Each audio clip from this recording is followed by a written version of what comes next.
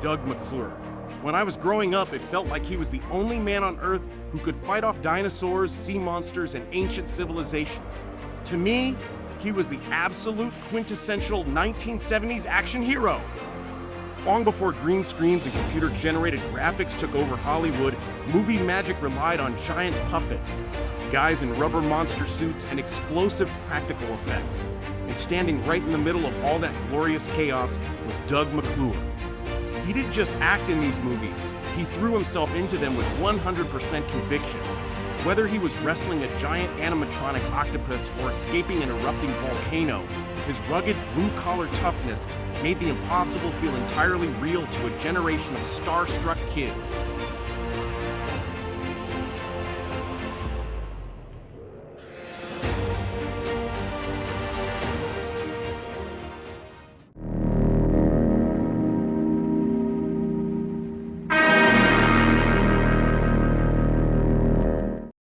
Before he became the ultimate sci-fi survivor, Douglas Osborne McClure was a fixture of classic American television. Western fans knew him best as the cowboy Trampas during the massive 9-year run of the Virginian. But early TV buffs might also remember him facing a supernatural showdown as the young, cocky gunfighter Pete Grant in the classic 1959 Twilight Zone episode, Mr. Denton on Doomsday. By the mid-1970s, McClure transitioned into a king of suspenseful TV movies, starring in cult favorites like Terror in the Sky, Satan's Triangle, SST Death Flight. But his cinematic legacy was truly forged when he crossed the Atlantic. McClure teamed up with the legendary British studio Amicus Productions and visionary director Kevin Connor. Amicus was famous for its horror anthologies, but Connor and the studio decided to pivot into epic, old-school Lost World adventures. Together, Connor and McClure formed an unbeatable actor-director partnership. They brought the wild fantasy worlds of author Edgar Rice Burroughs to life, creating a golden era of practical effects, matte paintings, and unforgettable creature features. Today, we are diving into the 5 Doug McClure monster movies I will never forget. First up is the 1974 classic, The Land That Time Forgot. This is the movie that kicked off McClure's legendary run with Kevin Connor.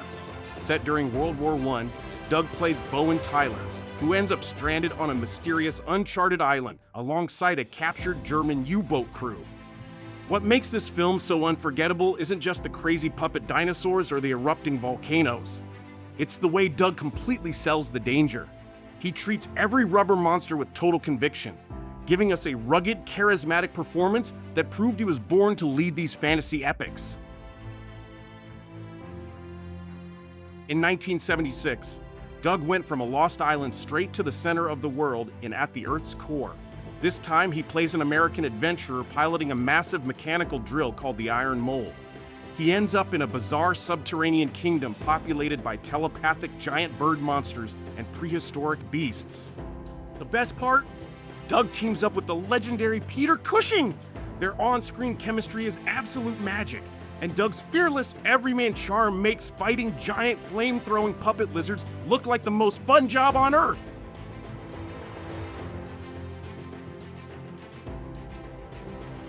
Next is The People That Time Forgot 1977. This is a direct sequel to The Land That Time Forgot.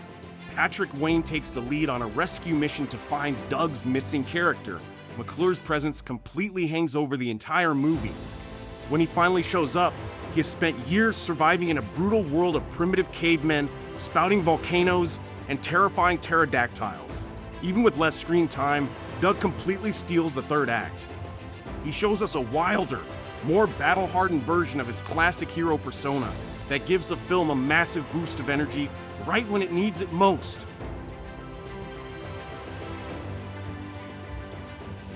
By 1978, Doug traded the center of the Earth for the bottom of the ocean in Warlords of Atlantis. Playing deep-sea explorer Greg Collinson, Doug uses a diving bell, uncovers a golden idol, and gets dragged down to a psychic alien civilization ruled by giant monsters. The practical effects here are a total blast, especially a massive, ship-smashing animatronic octopus. Doug is in absolute peak physical form here, diving into fistfights and wrestling monsters with the kind of old-school matinee hero swagger that they just don't make anymore.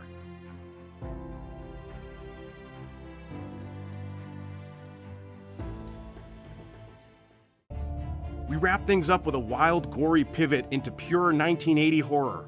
Roger Corman's Humanoids from the Deep.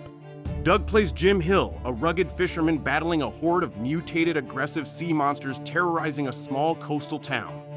This is a massive shift from his family-friendly adventure movies, trading puppet dinosaurs for violent creature feature terror. But Doug doesn't skip a beat. He anchors the entire film with his trademark grounded, blue-collar toughness, proving he could handle gritty sci-fi horror just as well as classic fantasy adventures. Whether he was navigating a lost world, drilling to the center of the earth, or saving a coastal town from mutated sea monsters, Doug McClure always gave 100%. He treated every rubber suit, puppet dinosaur, and wild sci-fi premise with total seriousness. That dedication is exactly why these films remain so incredibly fun to watch today. He wasn't just an actor. He was the ultimate cinematic comfort food for a generation. Doug McClure was, and always will be, the quintessential 1970s action hero. Thanks for watching, and I'll see you in the next one.